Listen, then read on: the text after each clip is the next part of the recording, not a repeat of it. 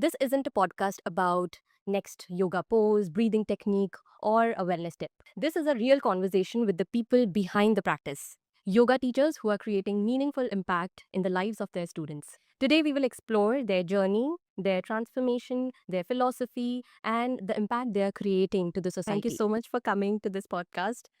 To start with this podcast with you, I would want you to tell your viewers that what do you do, who you are, and how is your yoga journey has been so far.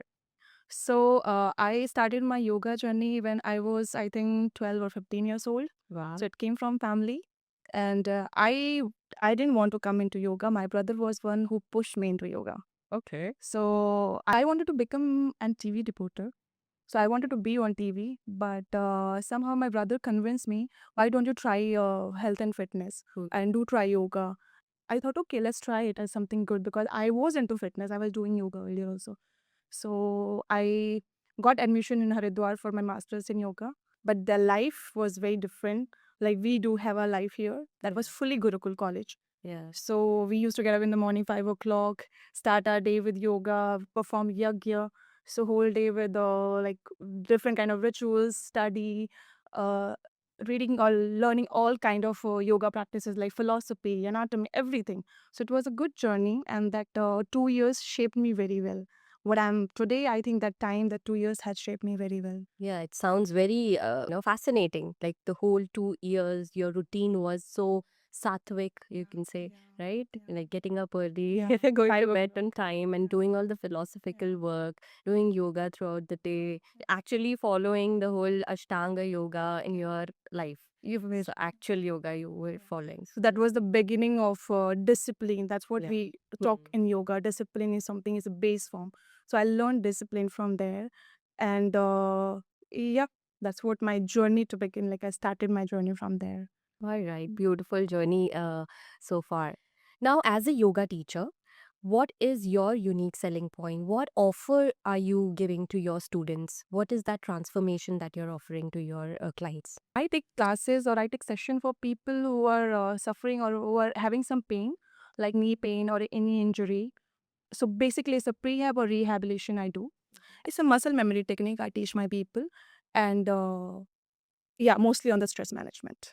Okay, so people who are into stress, the stress could be from the physical pain as well.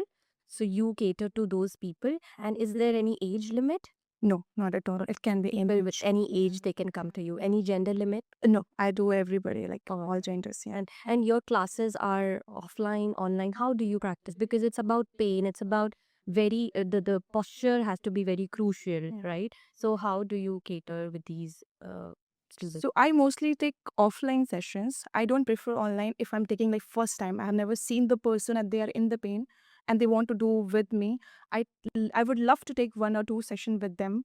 And then later if they're traveling and they're not here, then I can do online. Mhm. But first, like initial session, I would say I would love to take like 1 or 2 sessions Just to as have in the person. clarity, to have the concepts clear, and then they can follow you online. Yeah, yeah. Okay, good. Makes sense. Now, the same question to you. How have your journey as a yoga teacher been so far in this country, in UAE, how this country supported you in this profession? Amazing. Like, I don't have words for that. When I came to this place, I didn't know I would be having this much opportunities. I started from scratch, I would say. Like, I started as a yoga teacher, then I learned during the process, and now I take, like, I can say I'm a yoga therapist. So, yeah, a lot of exposure this country is having, and in those exposure, I have learned all these therapies, all this different kind of style of yoga. So, I know 25 styles of yoga. So those things I think I have learned from the country, and this country is having exposure. I would say like you are fully exposed. You can go anywhere. You can learn anything.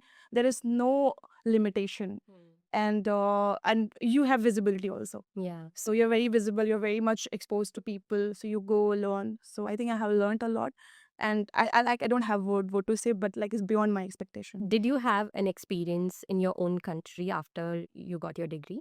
I did my 7 months internship there. Okay. And after And that, then I after that, got, right away, yeah, you I came came here, here yeah, and then you started your journey as a here. yoga teacher. Nice, Yeah. beautiful. Now, my question for you would be for your other fellow yoga teachers. They should also get some inspiration from you because you have had your journey, right away from the certification, from the degree. You came to another country and you started from scratch, as you mentioned. So, if you could improve one thing about the way yoga teachers are supported in the industry today, what would that be? Just as a support system. So I would say they should start from the scratch, from the beginning. And because if you do for something, like if you go and work for a yoga studio, you will learn better there. Like you can't just come from the college and start your journey into yoga, like start teaching people. You have to learn somewhere, you have to teach people, you have to teach in a yoga studio. That should be your first step. Like for me, because I have started that way. But yeah, there will be like different kind of people, different kind of colleges they would have come. They would have been more prepared maybe, but I would say start with working with some yoga studio and then get some experience from there, and then you can start your own journey in the different places. Okay. And specifically for the teachers who have taken their certificate in their midlife, like after 40s, how would you suggest? I know your journey has been different, but since you are already in an established, a career, so what would you suggest to those people who have started their yoga teaching journey very late in their life? So they can start with social media. Yeah, I know it's very difficult for their age and timing. Of course, they won't be that much comfortable with social media, but that is something that can upskill, because nowadays everybody is on social media. So that will be the first step if they want to do it. Otherwise, they can go with the community. Like they can go to the communities and they can promote themselves. I'm teaching. I'm a holistic approach wellness teacher or something, or healer. They can just go that way. Otherwise, it's just their clients. If they are teaching someone and the student is happy, they will promote you. Because for me, that's what has helped so far. I've never promoted myself. It just goes mouth to mouth publicity. Yeah. So that all they can do. All right. Okay. Now, about the challenge. So, what is that one challenge you believe most of the yoga teachers are facing currently, but they are not talking about it openly? It's burnout thing. So yoga teachers are more burnout because they do a lot of things which we don't see. And as yoga teacher, we are not allowed to show, because of we are yoga teacher, we are the health and fitness provider. So we can't say we are stressed, we are into pressure, we are into anxiety. So that is the biggest thing I see, that yoga teacher cannot come out and that they can say clearly, or they can say like openly, I'm stressed. Hmm. But they're also a human being. Yeah. They can be stressed, they can be burnout. And burnout in the sense they are doing a lot of session, they are going out and about, meeting people, scheduling their classes, a lot of things are happening in their own personal life. So they can be. So I think we should give that space to the yoga teachers to say that, yeah, you can fall sick, you can be stressed, you can be burnout, because you are a human being. You have not become a god Hmm. after doing yoga. So yeah, but yeah, better good thing is that we know how to navigate that stress. If we are into stress as a yoga teacher, we know the navigation of that, like how to overcome from these things.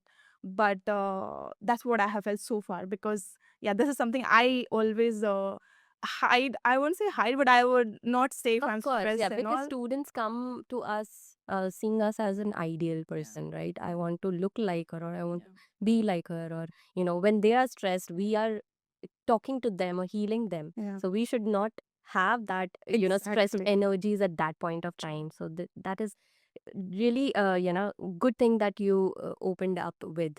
And also which comes to the point where you should then have your self-worth as well, Yeah, when you are pricing to the students. yeah, So because of all this, that we are also going through so many things, it's not just that 1 hour session, and then it just feels like uh, that it's just 1 hour session. It's easy. You are not doing any exercise. You're just making us do yeah. exercise. It's just that. But But before this, that session, yeah, a lot of the things, a lot of lesson lesson planning plan, and and every individual is different. yeah. So every individual's needs is different. Every class is different. So yeah, it's So just not. you exchange the energy also. Yeah, You are kind of getting those energy of your student, that stressed energy. very So true. Yeah. that So you're affects us as carrying well. that as well. So yeah, this way of Yeah. thing. All right. And which leads to the last question for you, that what advice would you give to a yoga teacher who wants to grow their impact without compromising authenticity? Again, because again, there is a, fine line between making money and being authentic to your practices. Yeah. So, what your advice would be for the teachers? Yeah, so my advice will be for yoga teachers, don't try to be everywhere. You be authentic, teach what you like to teach, what you have learned in your learnings. And this learning, this journey will teach you itself everything. You be real, you value your core, what you know, and just don't try to follow the crowd. Hmm. Always remember that your growth and your authenticity is not opposite. It's something, it just goes along together. True. And you can do one thing, you can create your own brand, you can do your own marketing, and you can be your real yourself. You be who you are, and I think that's all. It you'll be on your own way what you're doing, Hmm. and you will not lose your authenticity. Yeah, and everything will fall in place. And also, I think I should add up that don't undervalue yourself, also, Definitely, right? definitely. Yeah, Yeah, very- because sometimes teachers, to maintain the authenticity and the genuinity, they feel like, oh, I should not charge so much of this, that. very true. So, yeah, it is important as well. As you mentioned, growth and authenticity goes along. So, well said, Tia. Thank you so much for your time. And before we wrap up, I want you to tell to your audience that where they can connect with you. So I have my Insta handle, which is Tia Trinity. You can connect me there, and I can give my contact number. Okay, perfect. We will mention your credentials on the caption. And yeah, have a great yoga journey Thank ahead. you so much. Thank you so much for Yeah. having me. Thank you. Namaste. Namaste. Thank you for being the part of EKA podcast experience. At EKA, we believe when teachers are empowered, the students are empowered along. And when the teachers grow with clarity, professionalism, and purpose, the entire yoga ecosystem becomes stronger. We look forward to bringing more such conversations from inspiring yoga teachers across the world.